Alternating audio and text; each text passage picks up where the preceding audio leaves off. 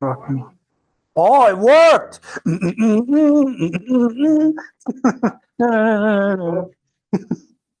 All right, I want to thank you for being online and here in person.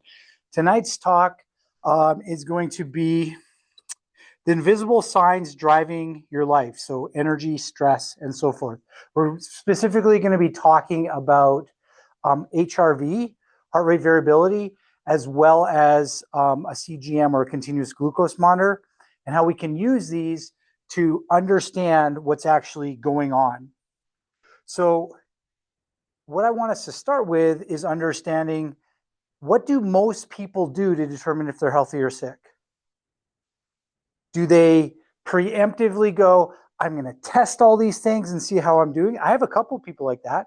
But do most people wait until a problem shows up? Till a problem shows up, right? Like I'm lightheaded, or I fall over, or I have anxiety, or I have, and that's literally the tip of the iceberg.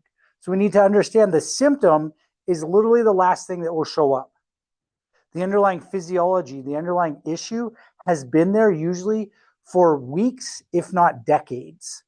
So what we want to understand is that symptom is there, but it's something that's been growing for a long period of time.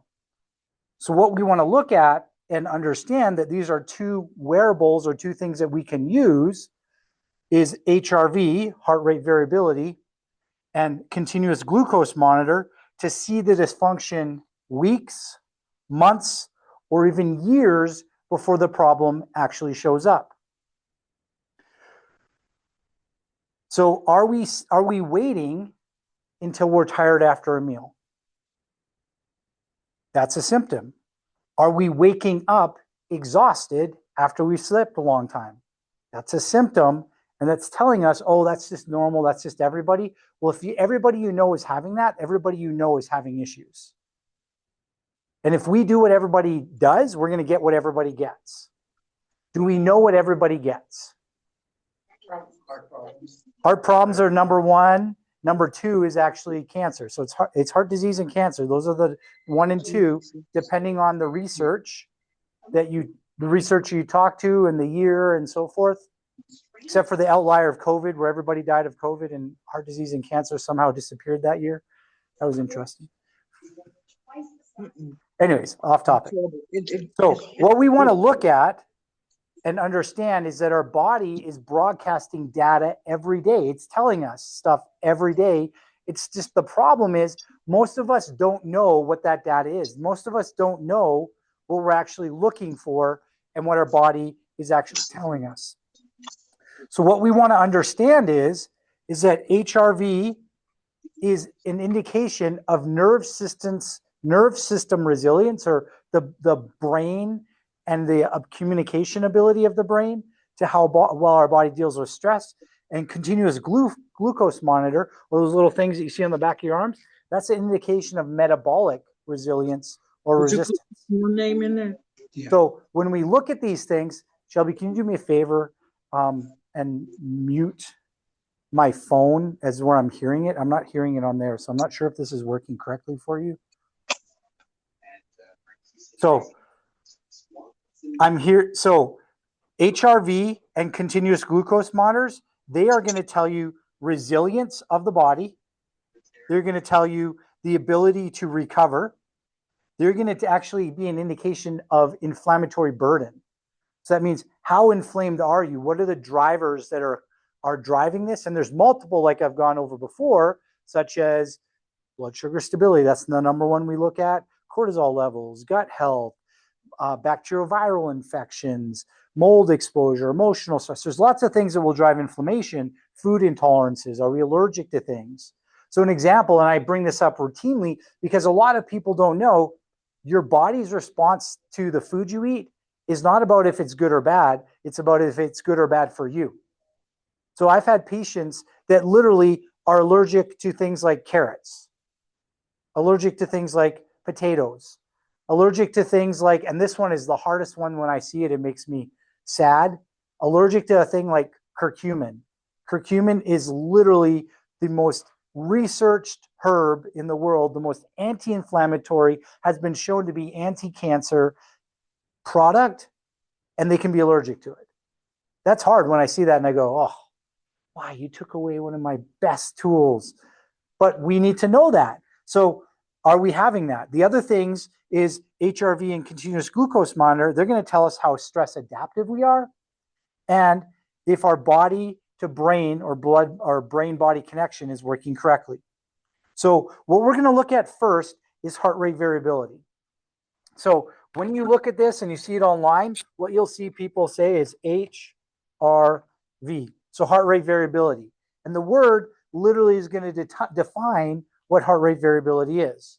So I'm going to show you what a sick heart rate variability looks like. So a sick one would be something like 60 beats per minute, and then 60 beats per minute, and then 60 beats per minute, and then 60 beats per minute. So it's always the same. Now, what does that sound like? What do we have implanted into us that determines our heart rate? That's a pacemaker. A pacemaker literally doesn't let your heart speed up or slow down. It sets and determines the speed at which your heart is going to function. A high heart rate variability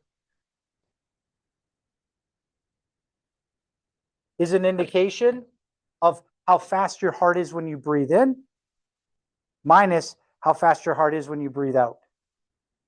So when you breathe in,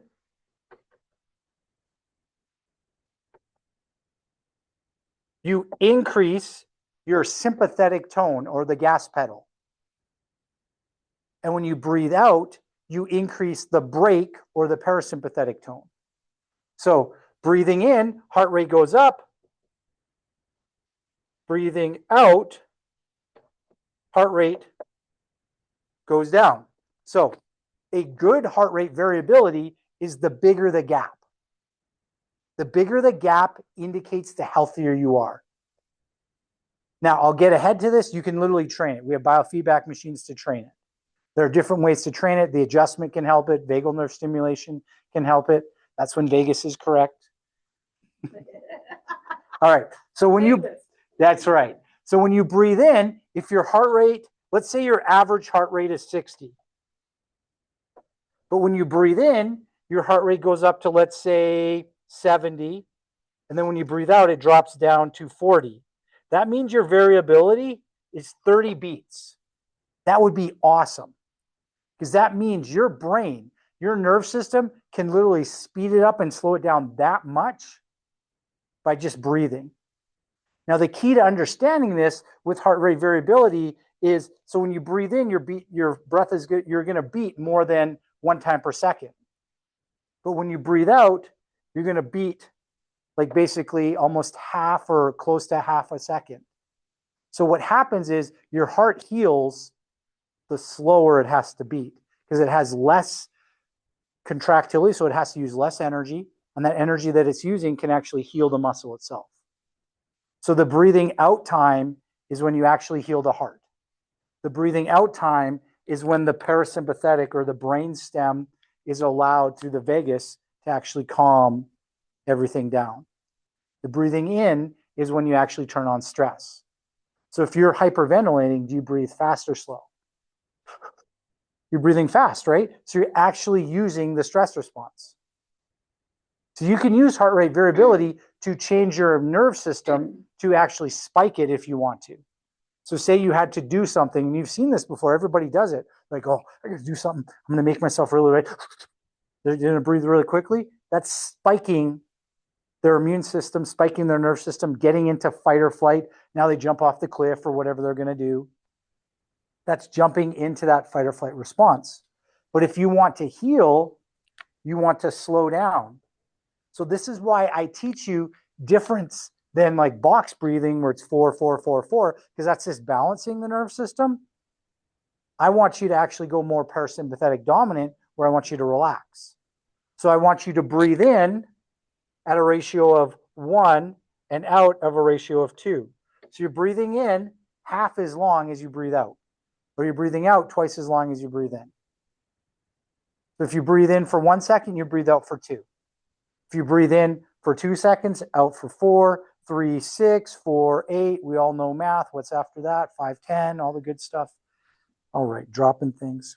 You guys laugh at my corny jokes. It makes me feel good. All right, so do we understand that the breathing out is the break? The breathing out is what's helping you. The saying ah or singing is ah going out. That's the vagus stim. That's helping you. So the key with heart rate variability is to understand it's more like a jazz concert than it is a metronome going click, click, click, click.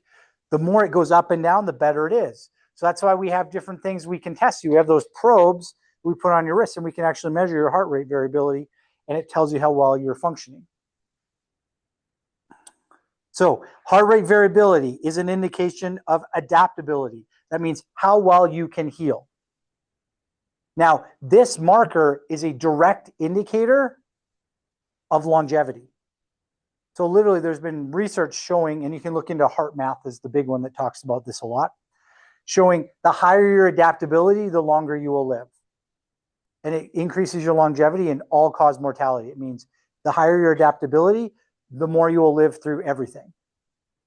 The lower your adaptability, the more likely you are to get sick and die. Because it's an indication of how stressed you are. If you have low adaptability, it means your heart rate stays really high for a long period of time. If you have high adaptability, it means it will fluctuate from high to low, which means that your brake is on, which means you can calm down more, which means you can heal. Is that making sense? It's an indication of parasympathetic tone, which is that relaxation, and it's an indication of recoverability. So what are things that lower your heart rate variability or make you get more sick? Chronic stress, emotional or physical, poor sleep, inflammation, traumatic head injuries, TBIs, concussions. This one's interesting, overtraining. That means if you go to the gym too much, it can actually cause that problem. And then blood sugar dysregulation. So what I'm having to say for you is that the heart rate variability is not an indicator you feel. The only way you can feel it is if you actually feel your pulse and see how it speeds up and slows down. And most people are not trained to do that. So I'll show staff or patients or that sometimes. I'll go, if you want to see what it feels like, literally feel my pulse and you can feel it speed up and slow down. That tells you how well you're doing. If you have really good heart rate variability, you're the person that can take 3 or 4 deep breaths and you can literally get into the zone right away. If you're not, you take those breaths and it doesn't do anything. So if you've met somebody and they're like, I'm breathing, but it doesn't work, they're telling you their vagus nerve is fatigued. They're telling you their parasympathetic, their brake is fatigued. Like, I hummed all you wanted. I did all the things you told me and nothing's better. Yeah, you're telling me you're stuck high. And we got to do more than the simple techniques. We're going to have to actually do things to push it, like get you adjusted, do laser, do that actual biofeedback where you learn how to actually push it. And usually with those people, we can't even teach them that right away. We just have to teach them how to turn on the brake. So we actually have to teach them how to do things like warm up their hands, which tells me you're relaxing. Make your hands less sweaty, which tells me you're relaxing. So you teach them the brake and then teach them how to move it up and down. Making sense? So heart rate variability is the physiology that tells us how you're doing. Now, what can this indicate?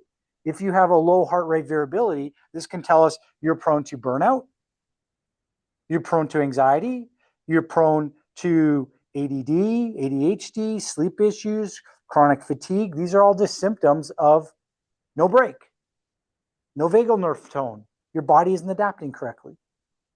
So it's just telling you, if we train and get that vagus working correctly, we can heal. Do we have any questions about heart rate variability? So it's basically when you breathe in, your heart should speed up, and then the amount it slows down tells us how healthy you are. If you can get a huge gap, like 30 is insane. Most people are around like 10. But the bigger the gap, the better you are. So the next thing we're going to talk about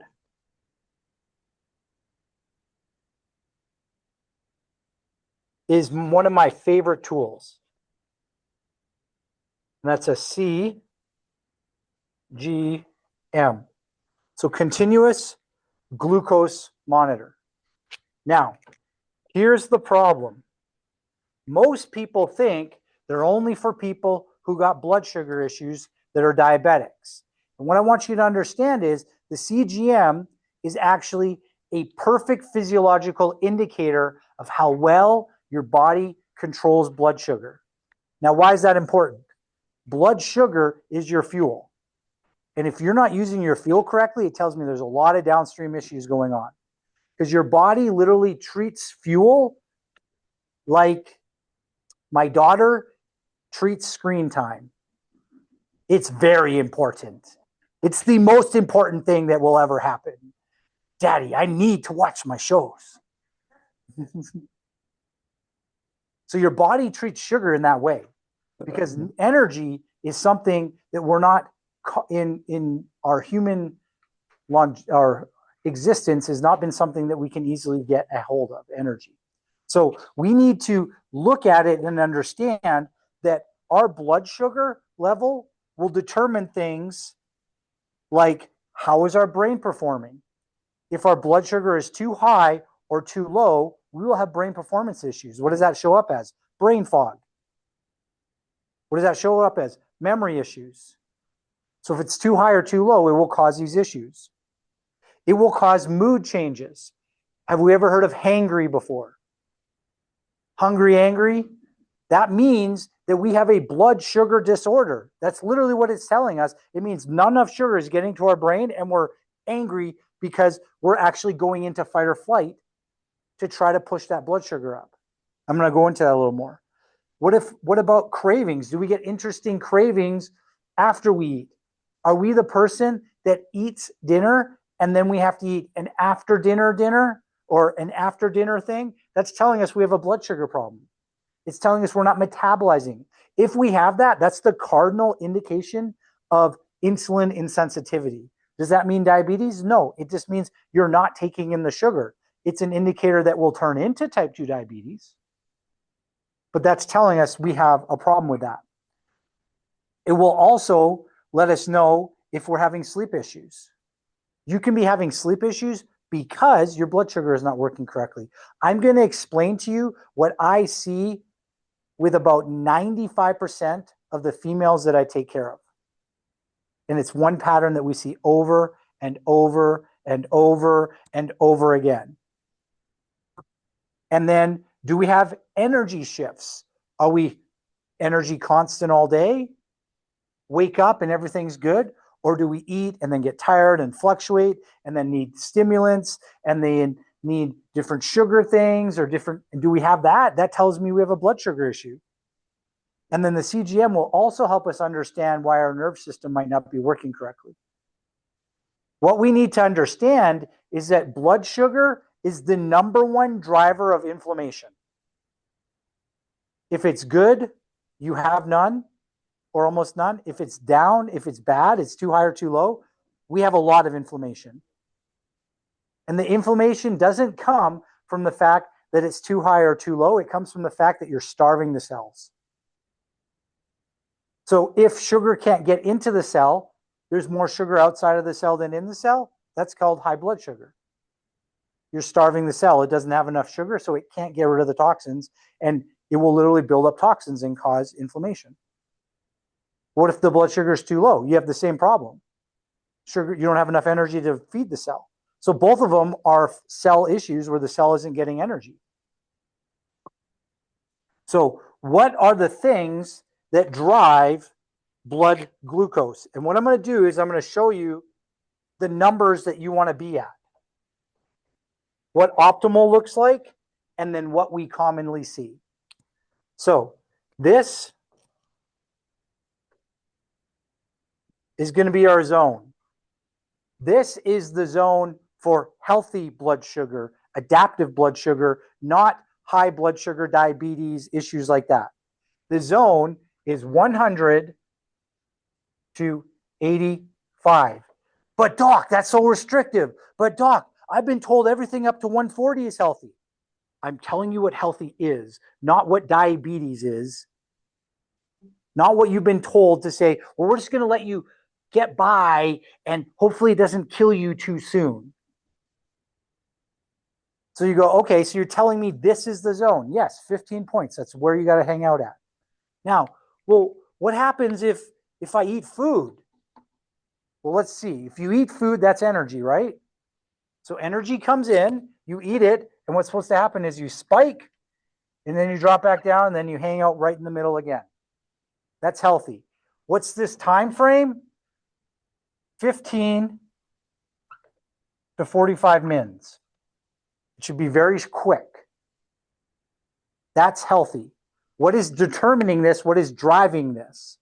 What is driving this and determining this is how well your body absorbs the sugar back in. Do we remember what is the hormone that makes sugar go into the cells?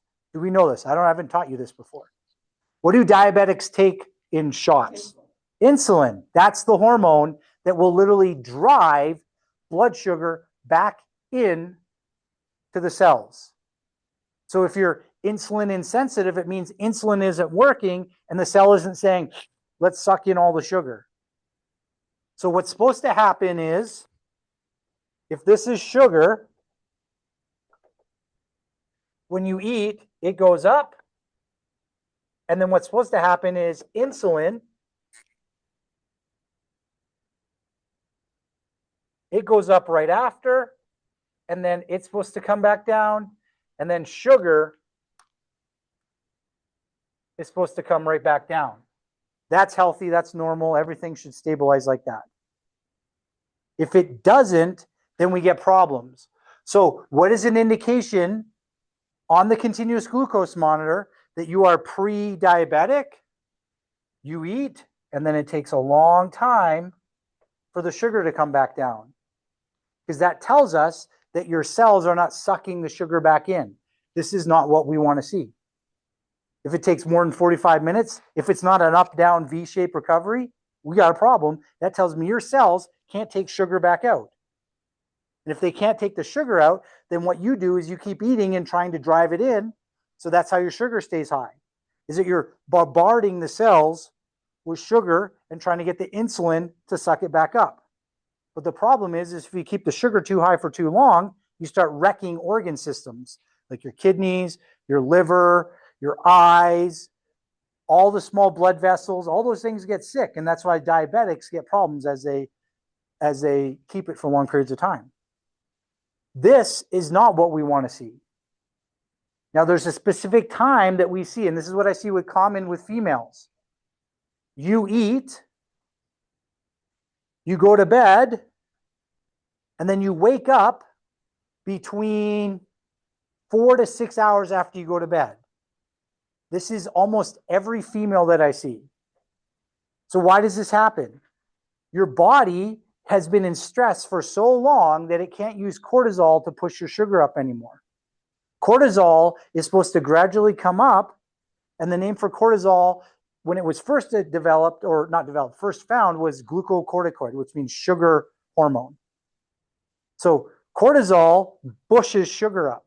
What's supposed to happen is you're sleeping, your blood sugar goes down.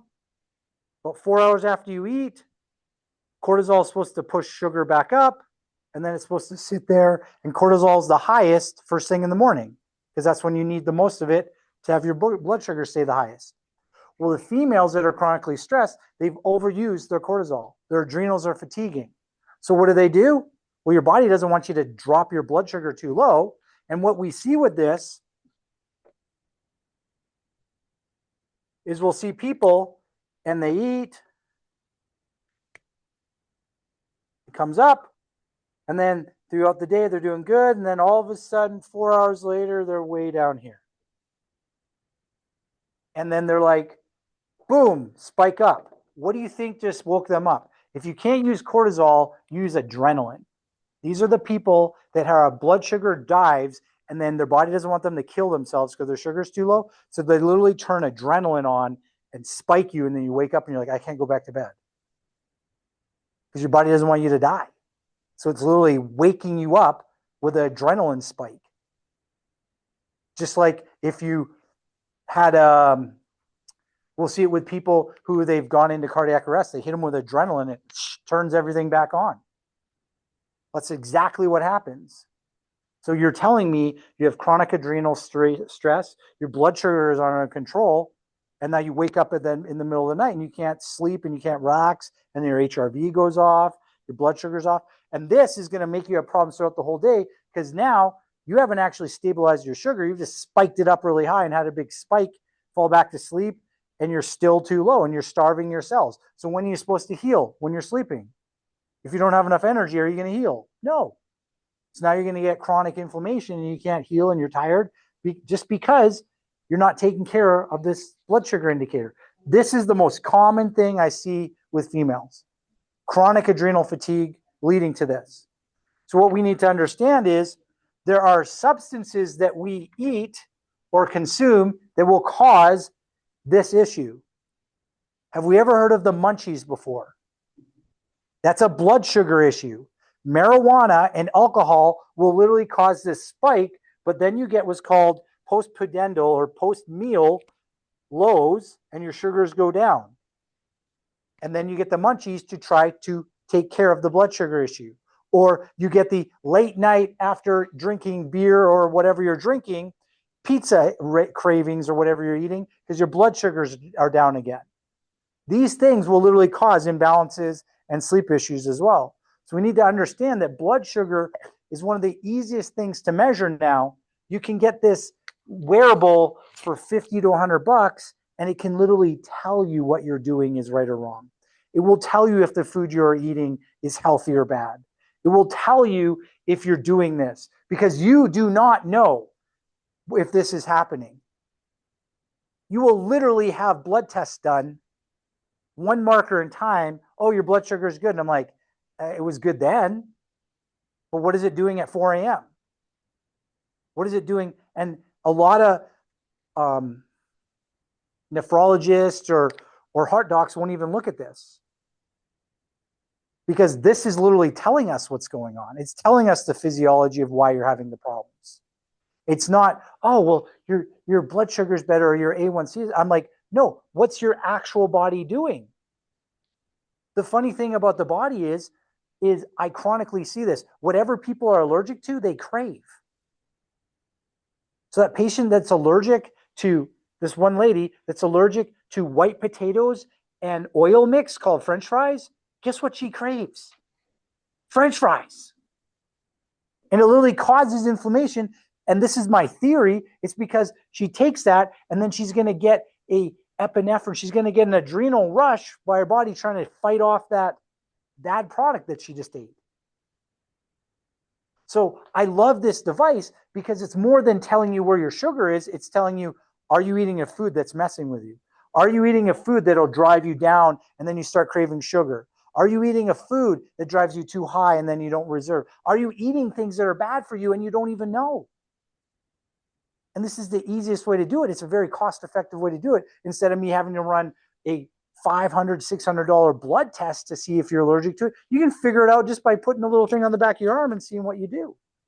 This will tell me if your physiology is good. It will tell me if your adrenals are fatiguing.